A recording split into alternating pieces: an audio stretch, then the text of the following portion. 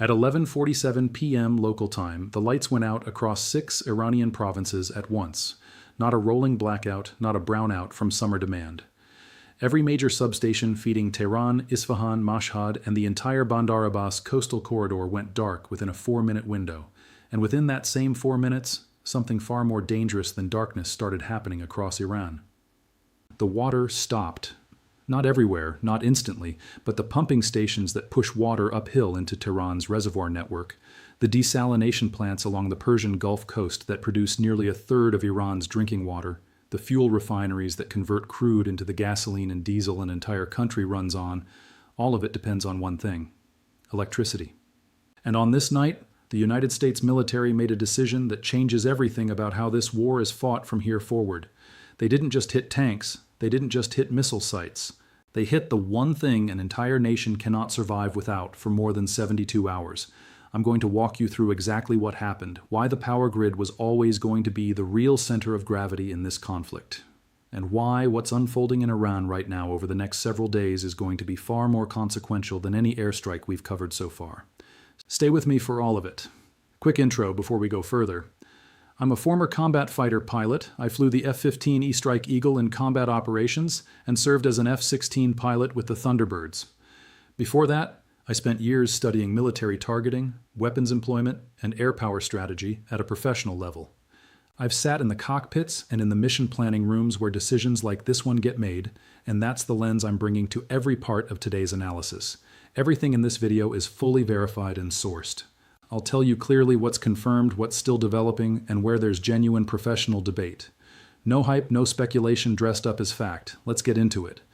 To understand why this strike matters more than almost anything we've covered in this conflict, you have to understand something most people never think about until it's gone.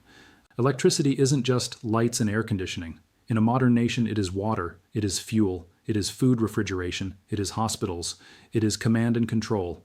Every single one of those systems runs through the same national grid. And Iran's grid, managed by the state utility Tavanir, was already under enormous strain before this war even started. Iran has been running chronic electricity shortfalls for years, rationing industrial power in the summer months, running rolling blackouts in Tehran during peak demand even in peacetime. The system was fragile walking into this conflict. It is now in a category of crisis nobody in the region has seen in decades. Here's the piece. Most coverage isn't explaining clearly enough. Iran's electricity generation runs overwhelmingly on natural gas, somewhere in the range of 80 to 90% of total generation capacity, according to figures the U.S. Energy Information Administration has published for years on Iran's power sector. That gas comes primarily from the South Pars field in the Persian Gulf, the same field Iran shares with Qatar, and it moves through a network of pipelines to power plants like Ramin in Avaz, the Isfahan combined cycle stations, and the Bandar Abbas complex on the strait itself. When you strike the transmission substations that connect those plants to the national grid, and when you strike the plants directly, you are not just turning off lights. You're collapsing the mechanism that moves gas to industry, moves water through pumping stations, and keeps refineries running that convert crude oil into the gasoline every vehicle in this country needs to move. This is the part of modern warfare that doesn't show up in a headline explosion clip, but it is the part that actually breaks a nation's ability to sustain a war. On the night of the blackout, CENTCOM's statement was deliberately narrow and precise, the kind of wording military lawyers spend hours drafting. Precision strikes against electrical transmission infrastructure supporting Iranian military command and control and air defense coordination networks. That's the legal justification, and it's not wrong. Iran's integrated air defense system, the network of radars and surface-to-air missile batteries that has been trying to track U.S. and allied aircraft throughout this conflict, runs on the same national grid as everything else. You cannot cleanly separate the wire that powers a hospital from the wire that powers an air defense radar node without shutting down entire regional substations. And that's exactly what happened. Global security analysts monitoring the campaign in real time described the targeting pattern as substation-focused rather than plant-focused in the opening wave, which is a deliberate military choice. Hitting a transformer yard is faster to execute, harder to defend, and takes weeks to repair. Hitting the power plant itself is slower to fix, but represents a much larger single point of failure. The U.S. campaign, based on what's been confirmed so far, did both. Let me give you the sequence as it's currently understood, because the timeline matters enormously here. The first wave hit just before midnight, targeting the Ray substation complex south of Tehran, and two major transmission nodes feeding the capital's eastern districts. Within 9 minutes, Tehran's grid operator reported cascading failures spreading outward, the kind of automatic protective shutdown that happens when a grid loses so much generation capacity so quickly that operators trip breakers across the system to prevent total equipment destruction. That's an important technical point, or you'll misunderstand what happened. Iran's own grid protected itself by shutting large sections of itself down. The strikes didn't have to hit every single city. They hit the nodes that caused the rest of the system to fail on its own. The second wave, roughly 90 minutes later, expanded south and east. Isfahan's regional grid went down. Mashhad, Iran's second largest city and home to over 3 million people, lost power across its core districts. And critically, the transmission lines feeding the Bandar Abbas coastal industrial zone, the same region we covered in our last analysis on the Strait of Hormuz island strikes, went dark as well. That last piece connects directly to something I want you to sit with for a moment. Bandar Abbas isn't just a naval base. It's also home to some of Iran's largest seawater desalination facilities, plants that convert Persian Gulf salt water into drinking water for a coastal population that has almost no natural freshwater sources of its own. Desalination is one of the most electricity-intensive processes that exists in modern infrastructure. No power means no desalination. No desalination means, within days, empty reservoirs in cities that were already water-stressed before this war started. If this breakdown is giving you the layered, verified analysis you can't find anywhere else, do one thing right now. Hit subscribe and ring that notification bell. This conflict is evolving every single day, and I'm covering every development with the same level of research and precision you're getting in this video. Stay in the loop, because what happens over the next 72 hours inside Iran as this humanitarian dimension unfolds is going to matter just as much as the military side of this story. Let's keep going. Now, let's talk about fuel, because this is the piece almost nobody covering this story is explaining correctly. Iran is on paper one of the largest oil producers on Earth. But Iran's domestic refining capacity has been chronically strained for years under sanctions, aging infrastructure, and underinvestment. The country's major refineries, Abadan, Isfahan, Bandar Abbas, Tehran's own refinery complex, all depend on grid electricity to run their processing units, their pumps, their cracking towers that turn crude oil into usable gasoline and diesel. A refinery doesn't just stop producing when the power goes out. It has to conduct an emergency shutdown sequence to avoid catastrophic equipment damage. And once that sequence happens, bringing a refinery back online isn't a matter of flipping a switch. It can take days, sometimes longer, depending on how the shutdown was handled and what backup power was or wasn't available. Here's what that means in practice. Iran's own fuel distribution network, gas stations that supply everything from IRGC logistics convoys to ordinary citizens trying to get to work or flee affected areas, runs on a supply chain that starts at these refineries. When the grid drops and refineries go into emergency shutdown, the fuel that's already in the distribution pipeline keeps moving for a short window, but new production stops. Iranian state media itself has acknowledged fuel queues forming at stations across Tehran within about 18 hours of the blackout beginning. Queues that stretched for blocks in some districts, according to footage that circulated on social media and was later referenced by regional outlets covering the story. This is the second-order effect of a power strike that most casual observers never connect. You don't have to hit a single gas station to create a fuel crisis. You just have to turn off the electricity that keeps the entire production and distribution chain moving. Now here's where I want to bring in the human cost directly, because I think it's important to be honest about this rather than treating it purely as a strategic chess move. Hospitals in the affected regions have been operating on backup generators. And backup generators are not designed for open-ended use. They're designed for hours, sometimes a day or two if fuel is carefully rationed, not for a sustained multi-day grid outage. Reports coming out of Tehran and Isfahan describe hospitals prioritizing intensive care units, dialysis patients, and neonatal wards for generator power while shutting down non-critical services entirely. Dialysis is a particularly example to understand here because dialysis machines require both electricity and in many cases water purification systems that are themselves electricity dependent. A patient who needs dialysis 3 times a week doesn't have the luxury of waiting for the grid to come back online. This is the part of modern infrastructure warfare that doesn't get its own headline, but it's happening right now in real hospitals to real people who have nothing to do with the IRGC or the war effort. Let's talk about what the Pentagon and CENTCOM haven't said publicly, but the defense analysts are increasingly confident about based on the targeting pattern itself. This kind of infrastructure campaign has a name in military doctrine circles, sometimes referred to informally as an effects-based operation against critical national infrastructure. And it's designed around a specific theory. You don't need to occupy a country or destroy its military in an asymmetric fight if you can degrade the systems that let its government continue functioning and let its population continue supporting the war effort. Air power historians will recognize elements of this from the 1991 Gulf War air campaign against Iraq's grid, and more recently, from patterns observed in other conflicts where power infrastructure became a central target set. What makes the current campaign different, and what I think deserves real attention, is the speed and coordination of it. This wasn't a single plant hit over weeks. This was a synchronized multi-node strike executed inside a 2-hour window designed specifically to trigger the kind of cascading grid failure that spreads far beyond the actual strike locations. I want to walk you through the military hardware and munitions likely involved here, because understanding the tools tells you a lot about the intent. Striking a substation effectively in a way that causes lasting damage rather than a quick repair typically involves precision-guided munitions targeting transformer banks and control buildings rather than the transmission towers themselves.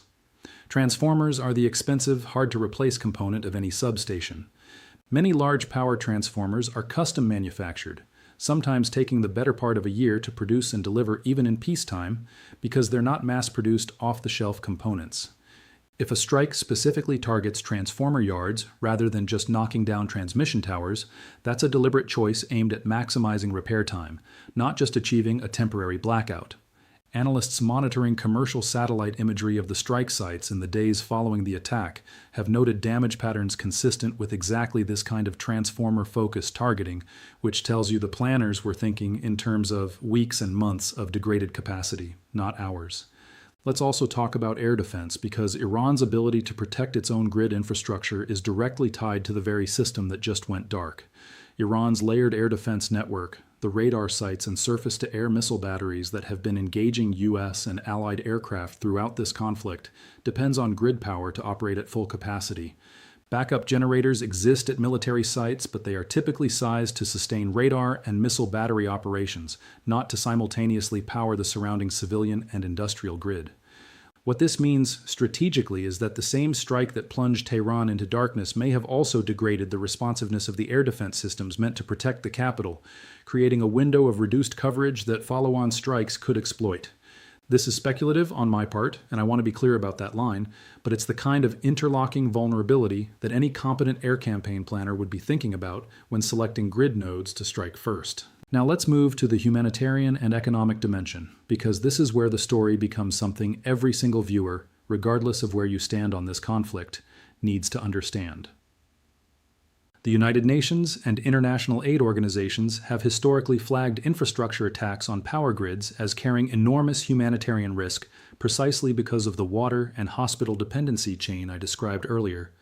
International humanitarian law generally permits striking infrastructure with a clear military function, like power-feeding air defense and command networks, but the reality on the ground doesn't separate cleanly along legal lines. The same substation that powers a radar site also powers the water treatment plant 3 miles away. This is the deeply uncomfortable truth of modern infrastructure warfare, and it's a truth I think you deserve to hear stated plainly rather than dressed up as purely a tactical win.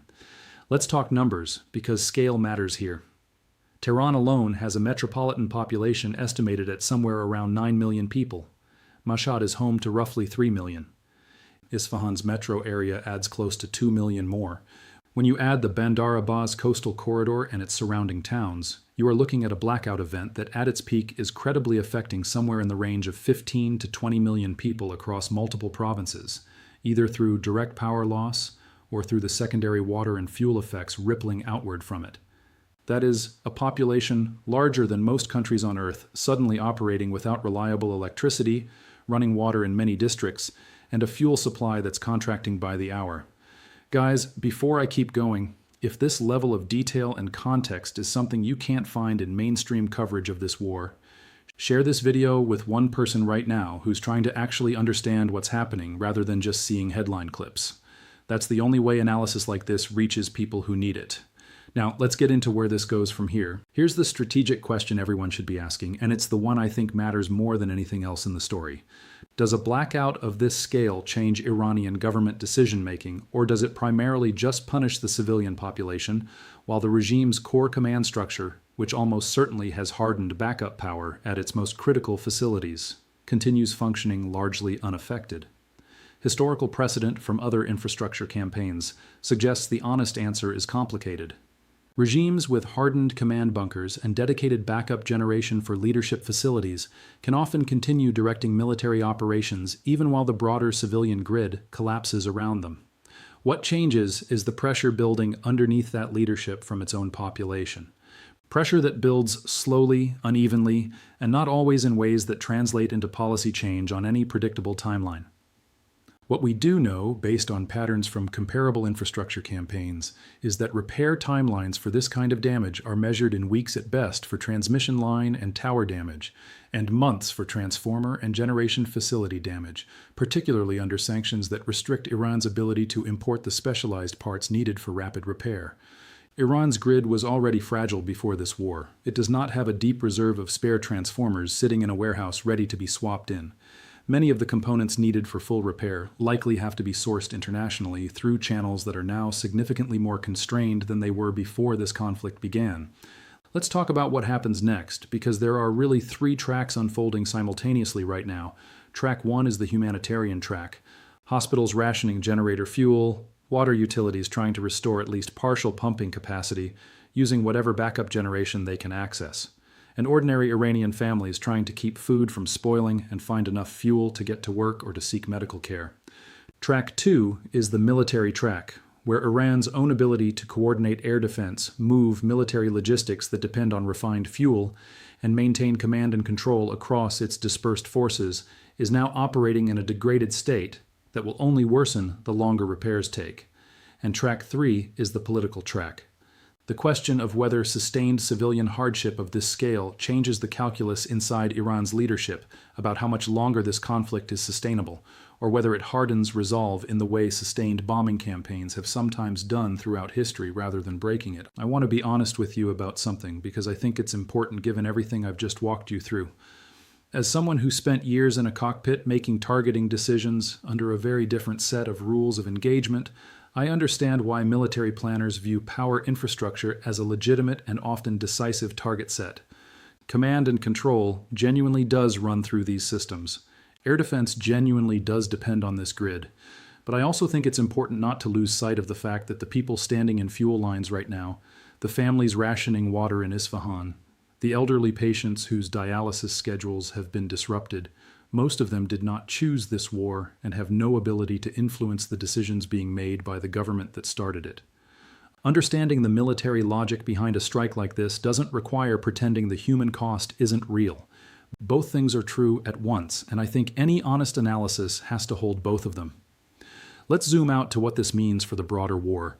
We've now covered across our recent analyses the strikes on Iran's coastal island fortresses at the Strait of Hormuz, the debut of autonomous sea drone strikes at Bandar Abbas, and now this grid campaign. What you're watching when you put these pieces together is not a series of disconnected strikes. It's a coordinated multi-domain campaign specifically targeting the interlocking systems that let Iran project maritime power, defend its airspace, and sustain its own population's basic needs simultaneously. That is a level of coordination that it months of planning, intelligence preparation, and pre-positioned assets to execute this cleanly. This did not happen by accident. It did not happen quickly. It was ready, and it was waiting for a trigger. Now let's talk global impact, because what's happening inside Iran's borders right now does not stay inside Iran's borders. Energy markets react to instability in major oil-producing regions almost instantly. And a nation whose own domestic refining and grid infrastructure is visibly degrading sends a signal to global oil markets about production reliability and regional stability that ripples through pricing within hours of the news breaking. Beyond the direct market reaction, there's a second-order humanitarian ripple that regional neighbors are watching closely. Countries bordering Iran, along with Gulf states across the strait, are monitoring the potential for population movement.